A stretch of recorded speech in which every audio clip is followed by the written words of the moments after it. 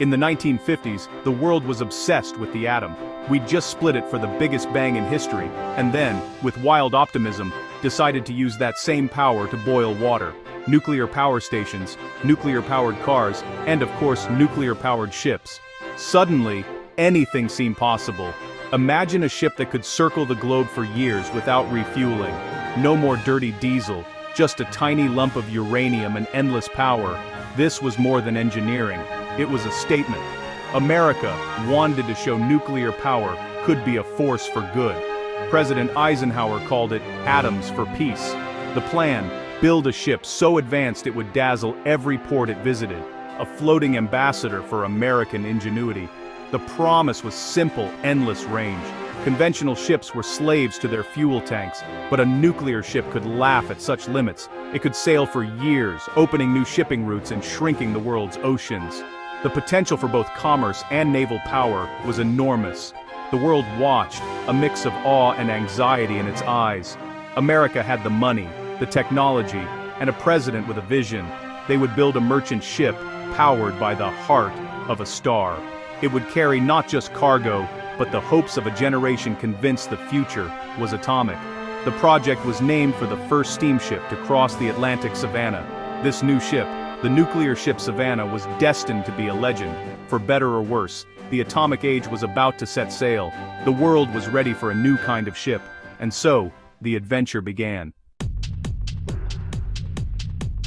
Designing a nuclear-powered ship wasn't just a matter of swapping engines. A nuclear reactor is heavy and needs massive shielding to keep everyone safe. The designers started from scratch, creating a ship that looked like nothing else afloat: sleek, silent, and futuristic.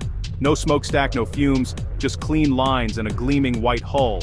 The superstructure was set back to balance the reactor's weight, which sat in the ship's center. This was more than a cargo box. It was a floating sculpture, built to impress and reassure. The hull was extra thick, with reinforced steel and redwood around the reactor for collision protection. Engineering redundancy was everywhere, backup systems for the backups. The project was a national effort, led by the Atomic Energy Commission and Maritime Administration. The New York Shipbuilding Corporation got the contract, and the keel was laid in 1958. Every step was a media event. America's answer to Sputnik, but peaceful. The pressure to get it perfect was immense. This was a ship built to be a fortress, a marvel, and a message. The world was watching every rivet. At the heart of Savannah was a 74-megawatt pressurized water reactor built by Babcock and Wilcox. Here's the simple version. Uranium atoms split, releasing heat. That heat boils water under pressure, which then creates steam in a heat exchanger. The steam spins a turbine, which turns the ship's propeller. Atomic power, moving a ship. Simple and brilliant. The reactor and its primary loop were housed in a massive steel containment vessel, surrounded by lead, polyethylene, and concrete. The whole assembly weighed over 2,500 tons, a monument to safety. The reactor core held about 7,000 kilograms of uranium oxide, enough to power the ship for over 300,000 nautical miles. That's more than a dozen trips around the Earth, without refueling. A conventional ship would burn tens of thousands of tons of oil for the same journey. Savannah's range redefined what was possible at sea. It was a quantum leap in marine engineering. The future had arrived, humming quietly below deck. Savannah wasn't just a cargo ship, it was a floating palace. It could carry 60 passengers in air-conditioned staterooms, each with a private bath and phone. The interiors were pure mid-century modern, with lounges, a veranda, a swimming pool, and a dining room called the Eisenhower Atom. Guests could sip cocktails or peer into the reactor through thick leaded glass windows. The luxury was deliberate, to show nuclear power was clean, safe, and sophisticated. Even the crew enjoyed spacious quarters and recreation areas, a far cry from typical cargo ships. Life aboard was meant to be a glimpse of a utopian, atomic future. But all this luxury came at a cost: space and weight that could have been used for cargo. Savannah could only carry about 9,400 tons of freight, much less than a conventional ship her size. The design was compromised, part ambassador, part cargo ship, but not great at being either. It was a floating showcase, not a workhorse. The ship's beauty was also its burden. The trade-off was clear from the start. The The NS Savannah was both political theater and a technological experiment. America wanted to show the world a peaceful, progressive face of the atom. The ship sailed on a goodwill tour, dazzling crowds from Savannah to Hong Kong. Heads of state and citizens alike lined up to see the future. There was real hope that nuclear propulsion would revolutionize shipping, faster, more efficient, and free from refueling chains. The dream was a global fleet of nuclear ships, opening new routes and transforming trade. Savannah was the trailblazer, meant to iron out the wrinkles for a new era. For a moment, it seemed the atomic age had truly arrived at sea. The world was captivated by the promise. But dreams come with bills, and Savannah's were astronomical. Construction cost $47 million in 1950s money, over $500 million today.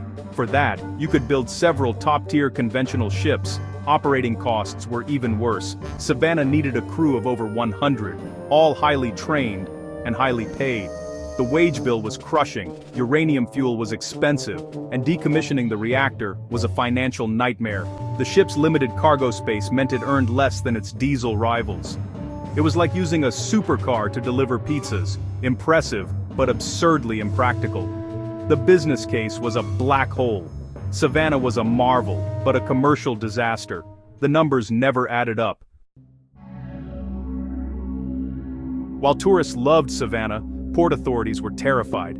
The idea of a floating nuclear reactor docking in their city was a bureaucratic and political nightmare. Every port visit meant mountains of paperwork, safety assessments, and special emergency plans.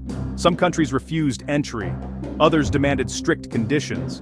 The ship could only visit a handful of pre-approved ports, limiting its usefulness.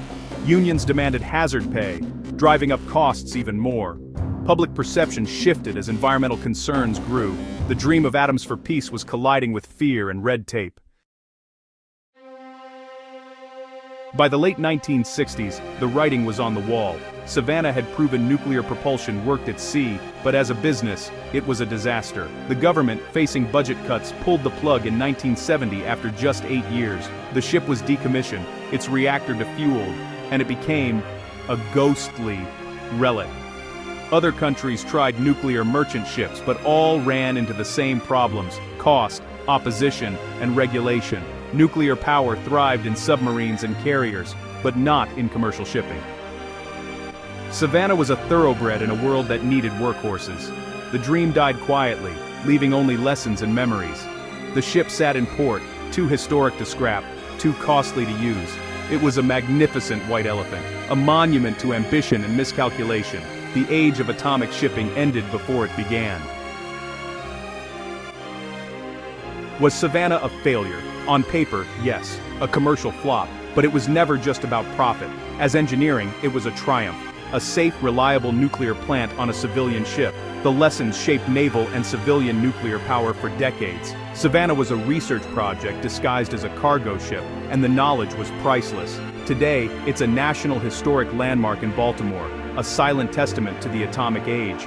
It stands as a symbol of bold ambition, technological marvel, and spectacular failure. Sometimes the greatest leaps come from wild experiments, not safe bets. Savannah is remembered with awe, not ridicule. It was beautiful, brilliant, and flawed. For that, it deserves its place in history, utterly magnificent.